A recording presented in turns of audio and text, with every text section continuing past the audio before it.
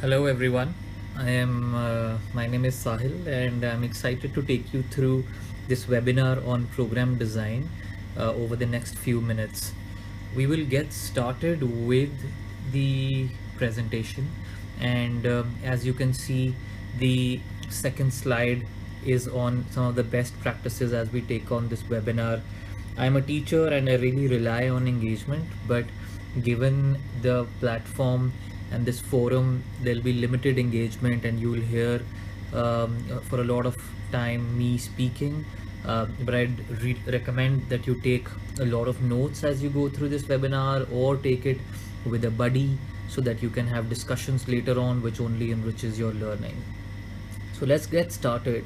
And if you move on to the next slide, as you can see, it says the design canvas. So what I've done is I've put together the different elements of program design on this slide of the design canvas. And what this helps is to see the interplay between the different themes while we design the canvas, while we design the program. So you can see there are 6 boxes or 6 columns, which are essentially the elements of the program design. We start by calling out what do we want to accomplish through this design, through this program. We go on to put out our solution. Then what are the assumptions that need to be surfaced, going on to the hypothesis, followed by okay, what is going to be my implementation plan, and then finally to the monitoring piece. As we go through this, I've also gone through some of the feedback and some of the questions and expectations from this webinar, so I've modified it a little bit. So we might not spend equal amount of time on each of these columns, but and actually spend a little bit more time on a few things that some of you have asked for. So let's get started. And the first column is we want to achieve. And as you can see on the next slide, there are about 4 points there, which basically emphasize on the idea of spending time with the problem and then very clearly articulating the problem. And this is key for any program designer. And however, in my experience, a lot of people start with the idea or start with the solution already in mind, with very limited time spent on the problem and not the solution. So I will share a few questions which will help the audience actually understand or spend time with the problem. And also another challenge that I've usually seen is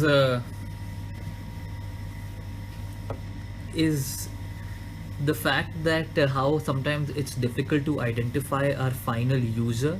And for everyone working in education, you will realize this challenge as some of the teacher training programs are not very clear whether child is the end user or the teacher is the end user. So I think just spending time and answering these questions help us do that.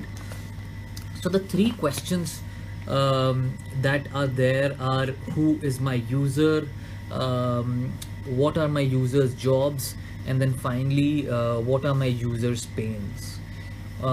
And understanding the problem and the user can be done through 2 or 3 ways. One is a very simple: we go out and interview a lot of our users, intended users, or we actually if we have already worked in that industry, in that domain, we bring in our personal experience and knowledge from there. And finally, what I call the field days is actually going out and spending like a full 1 day shadowing your user and seeing how a day looks like in his life. So let's move on and look at one of the examples. So what I'm going to do is, for each of these columns on design canvas, I'm going to take you through an example which will help us understand these ideas better. So and this example is drawn out from my personal experience, where when I was setting up my own program, how did I use these above things for the same. So as you can see, the first question that we want to answer is, who is my user? And for me, there were 2 users. One was an entrepreneur who has just about started or is about to start, and secondly is a person or an organization that already works with an entrepreneur, which will be an existing incubator. So these were the two users I chose, and just defining the users helped me make choices as I went through the process of designing it. What do I want to do? What do I not want to do? Ultimately, the anchor was that who is my user and who is not my user. And moving on, uh, then what I have done, excuse me, in the next slide is actually define what do we want to achieve by answering the question, what pains does my customer have. Uh, so as we start designing a program, we have a user in mind, and there are some pains that your user has which we are trying to alleviate through this program design. So as an example, I said the what are the pains that my user have, that is an entrepreneur. So my entrepreneur has very limited understanding of the market and has very limited experience. What that leads to is that my user does not have a structured program or a step-by-step clarity on how to approach setting up his or her own venture. And so what this does is that because there is no structured step-by-step program for him or her, they just follow a just do it approach. Let's start doing it, and we'll figure it out on the way. And the another pain that I've seen for my user is that there is invariably poor problem solution mapping. So if the problem that the user is trying to address, the solution is always not very aligned to that. So these are a couple of pains that I have mentioned. Of course, this is not an exhaustive list, or there were a couple of other pains that I had figured out, but for the sake of this session, we are going to focus on these two pains. And then I took on my second user, which is an existing incubator. And the pain that an existing incubator has is that an incubator is looking for people who can handhold the entrepreneur. There are a lot of cross industry experts who are willing to do this, but since education is a very young industry, there are not enough people from education who have had experience on the ground and leading the organization both. Thus very few people from education industry are there for these incubators to tap into for a dedicated coaching time to their entrepreneurs. So these were the two pains that I figured out that my user has. Now having figured out, okay, who is my user, what are my users jobs, and what are my users pains, we move on to the next slide, which says my solution. And very simply put, it's a series of steps that when implemented together, they will solve my users pains. And I think here the important question that arises is my solution aligned to the problem that I'm trying to solve? And usually the easiest way to do that is, as you can see on the next slide, writing both the things side by side. Make two columns, write your users pains on the left, and then write how your service or product is relieving your users pains on the right hand side. And if you can see the mapping or if you can see the alignment between the two, you are on the right track. Otherwise we got to go back to the drawing board. Before I go further to explain an example, I think a couple of things is that there are one or two good filters to have at this stage as you think about your solution. So as you think about your solution, the first is that, is your solution actually based on a specific body of knowledge, or is there a best practice in some other sector that this solution is leveraging or building on? Or finally, even within the sector, so for example education, is there a learning from another part of the world? which can be leveraged in this solution. Uh, as you can see below the slide, what this does is that it's this is not a must have. It's a good to have, and what it basically does is just accelerates the process of building credibility or investing stakeholders or people trusting the solution because something has been similar has been done before. That is the only advantage of something like this. And not to say, as I said, that this is a must have, because sometimes innovation comes out of solutions which have never been tried and tested before. Another good filter at this stage is if you have already have an existing team or you're trying to do a program design within an organization, then another question that you want to ask is, what are your team's core strengths really? And are your team, is the solution actually leveraging your team's core strengths? If not, that means you will have to shuffle around the team or get new people on the board if your solution asks for new strength. So I think again that's a good lens to have at this stage as you start putting together your solution. So now let's look at an example, and what I did here is I have written what is my service just in one sentence on that slide, that I provide hands-on customized support to entrepreneurs in the field of organizational and personal effectiveness. That's what I do. But we've got to move on and actually look at, is my service relieving the pains of my user? That is the key thing. So if you look at the next slide, what I have done is I have made two columns. On the left hand side I have written my user's pains, and on the right hand side I have written how will my service relieve my user pains. And I'll give you like a 15-second time to just go through the text on this slide.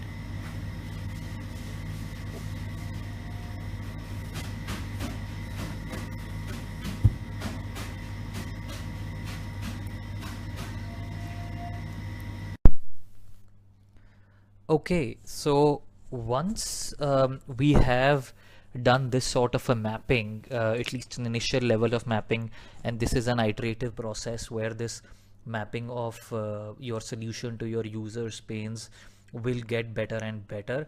But once we have done this, next we want to move on to the next slide or next section of assumptions. So all our solutions have certain assumptions embedded in it, and a good program design is one where these assumptions are surfaced and tested. So there is no way that we won't have these assumptions, but the important or the critical piece is the designer aware of these assumptions, and are we able to put them to test early on?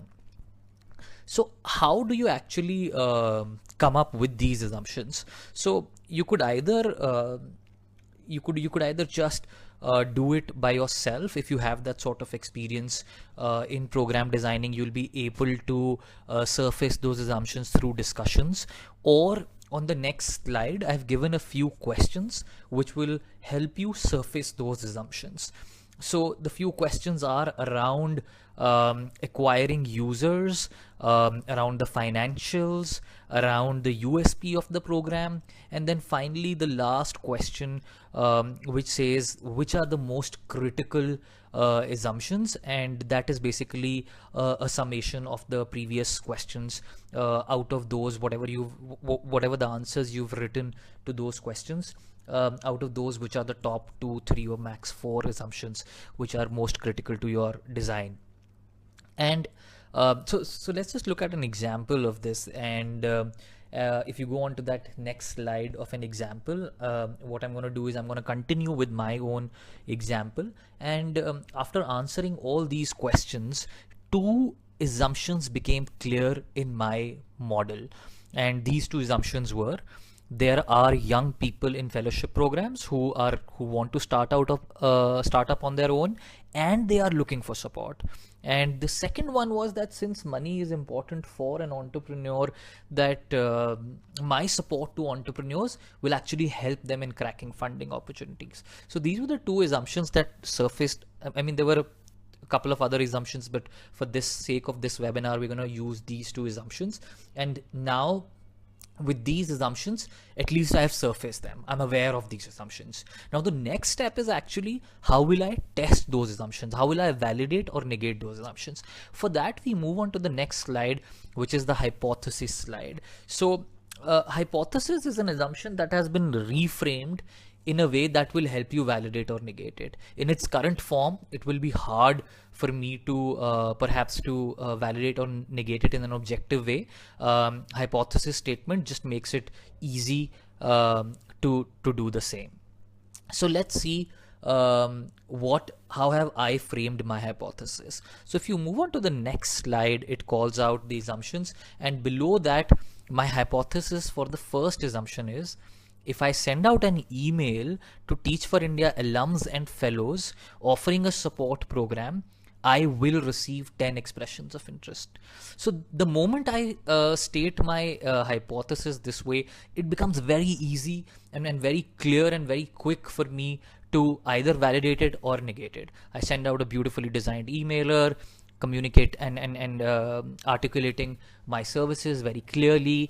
I have already taken some feedback before I sent it to taken some feedback about the content before I email it out. So if out of let's say if this email is going to hit about 1,000 people and I receive 10 expressions of interest out of that, I think that I'm on the right track.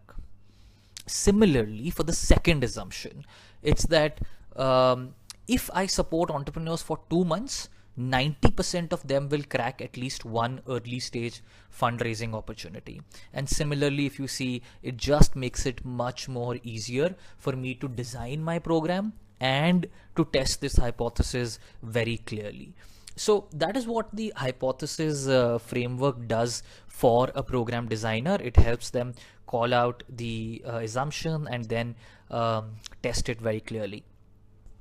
So once we've done this piece, I think obviously the next step is to think about the implementation. And this is really the strategy, 3 big key questions: who, what, and when. That's how I define it. We're not going to spend a lot of time on implementation just because a lot of people who wrote back initially wanted some more understanding about measurement tools. So very simply put, the way I would go about this is perhaps trying to, if you move on to the next slide, it says what are the different clusters or themes of work emerging. So if you go on to the next slide, I have put down the initial questions very clearly on this slide. And if you start answering these questions, you will see some themes emerging, right? So for example, if you answer question number 2 and 3, it's around how will you develop your business? It's around user acquisition. Then similarly, the fourth question is around finances and fundraising. And so is another question down the order, the 8th or the 9th question, which talks about finances, and so on and so forth. So if you start answering these questions, you'll be able to find some themes in your design. And as an example, if you go to the next slide, for me, I made these 5 themes. Once I had these themes in place, I put specific actionables with timelines, and that gave me a rough implementation plan for my design. Again, I'm going to give you about 10 seconds to just go through this slide. There's a lot of text there, so take those 10-15 seconds.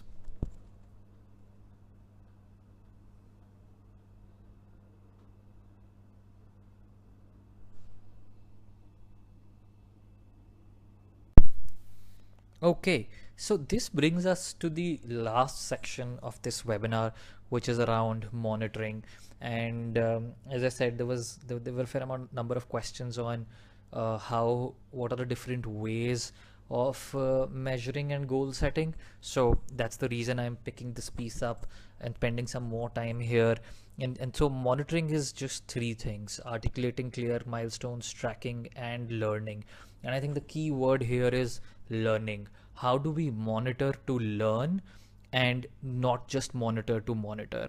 What are those frameworks which can help us do that? the next slide calls out first very simple way of goal setting, which is the SMART milestones.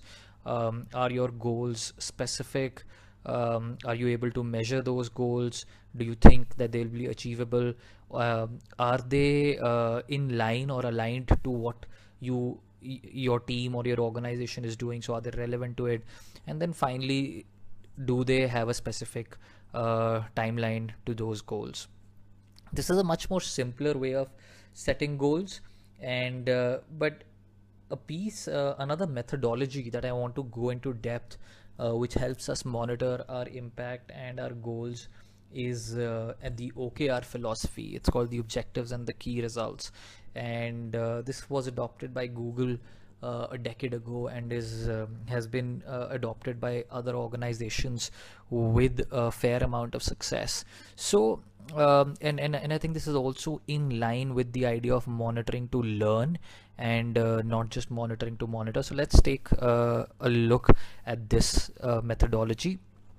So objectives and key results, they are essentially set every for a quarter and annual. You may choose to do it for different time periods, but for example, for a quarter and then for 6 months. However, if you have an annual cycle, this is the recommended setting cycle for the objectives and key results. The next is that these are set at a personal, a team, and a company level. Details on what does this mean, and finally they are graded at each quarter. Again, in a couple of minutes I'll also share some more details about how to grade. So first, let's understand what do we mean by personal, team, and company on the next slide. A personal OKR talks about what are the priorities of this individual or this person. Then zooming out, a team OKR calls out what are the priorities of this team. And what is important to notice here is that team OKR is not just a collection of all the individual OKRs in that team. They are in fact the team priorities, which that team is working on for that quarter or that year, and these are set by the team lead. And finally, the company OKRs again are the big picture priorities of the organization, which is set by the CEO or the CEO. If you move ahead, I have explained what is an objective and a key result, and the differences between the two are the objective is essentially an ambitious statement which calls out the priority, while key result is a quantifiable statement which makes it measurable. So let's see some examples which will help us understand the last 3 or 4 slides. So my sample OKR that I have taken, a sample objective that I've taken is I want to accelerate my business growth. So for these I said, so as you can see, it's a statement, it's non-quantifiable, and it's fairly ambitious for me. And if you move ahead, the key results, I have kept 3 key results. I've said launch a freemium version for your service, then launch 3 short-term services, and then finally send a monthly newsletter. And these are my quarter key results. And so what will happen is I'm going to spend time at the beginning of the quarter articulating these OKRs, and obviously my team lead will tell me, okay, these are the priorities that as a team this is what we are working on, these are your priorities, and then I will make these. Next is so let's say after a quarter, what happens next? So after a quarter, I come back and sit with my team lead and talk about these objectives and key results, and I grade them. So if you see on this slide, I have graded the first one as 1. So the grading happens between 0 and 1. 1 is complete achievement and 0 is complete non-achievement. And if you see this, I did launch a freemium version for this service, and so I gave myself a 1. However, in the second one, what I did was I actually could only do 2 of the 3 services that I wanted to launch. So I have given myself 0.6. And similarly, the last one where it said send a monthly newsletter, I could only send out 2 out of 3 newsletters for various reasons. So my grading is 0.6. So that's the way I've gone ahead and graded it. And if you go on to the next slide, it talks a little bit more about grading. The objectives and key results need to be fairly ambitious.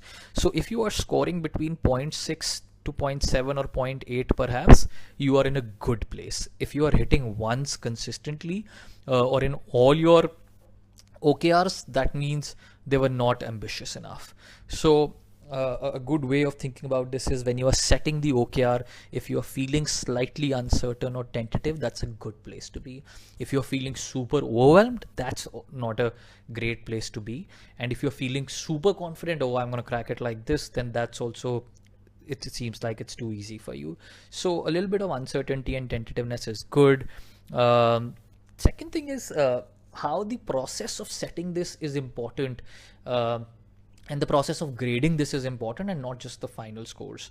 Like I said, going back to the idea of monitoring to learn. So if there is a trend that you are seeing around your key results where the grading is consistently low, or let's say pick up the key results where it's 0.4, 0.3, those are the ones that you want to go and sit and either reflect by yourself or talk with your manager to say, okay, we just didn't meet this one, so why? So similarly for the program design, if these are the goals that you are setting for yourself, the ones which quarterly goals where you are hitting 0.4, I think that's where you need to reflect, maybe this quarter wasn't that great, and then why wasn't it that great.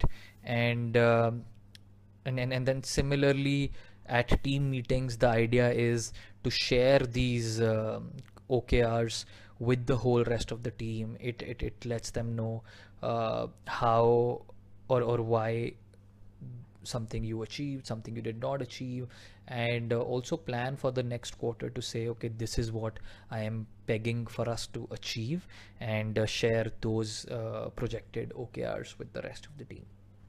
So essentially that's how I would go ahead and set goals in a program design.